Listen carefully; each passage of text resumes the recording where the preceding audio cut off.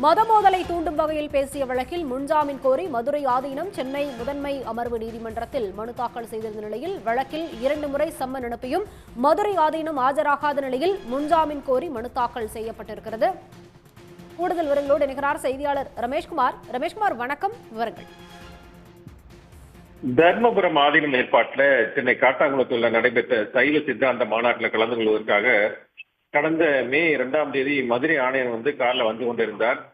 உளுந்தூர்பேட்டை சேலம் ரவுண்டானா பகுதியில மதுரை ஆதீனத்தின் கார் மீது மற்றொரு கார் மோதி விபத்து விட்டு நிற்காமல் கார் சென்று விட்டது.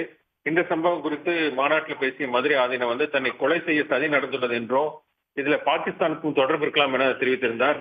மேலும் தன் கார்ல வந்தவர்கள் குல்லா அணிந்திருந்தனர், தாடி வைத்திருந்தார்கள் எனவும் அவர் கூறியிருந்தது சமூக வலைதளங்கள் பரவி பரபரப்பாக்கியது.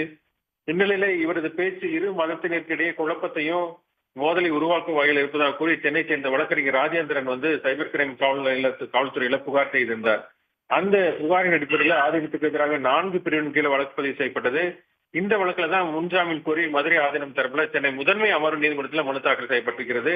அந்த மனுவில் உள்நோக்கத்துடன் புகார் அளிக்கப்பட்டதனால முன்ஜாமீன் வழங்க வேண்டும் என்று கேட்டுக் கொள்ளப்பட்டிருக்கிறது. இந்த மனு சென்னை முதன்மை அமர்வு நீதிமன்ற நீதிபதி கார்த்திகேயன் முன்பு ஜூலை 14ஆம் தேதி விசாரணைக்கு வரும் என்று நம்ம எதிர்பார்க்கப்படுகிறது. விவரங்களுக்கு நன்றி ரமேஷ்குமார். உடனுக்குடன் செய்திகளை தெரிந்து கொள்ள சன் நியூஸ் பெல் ஐகானை கிளிக் பண்ணுங்க.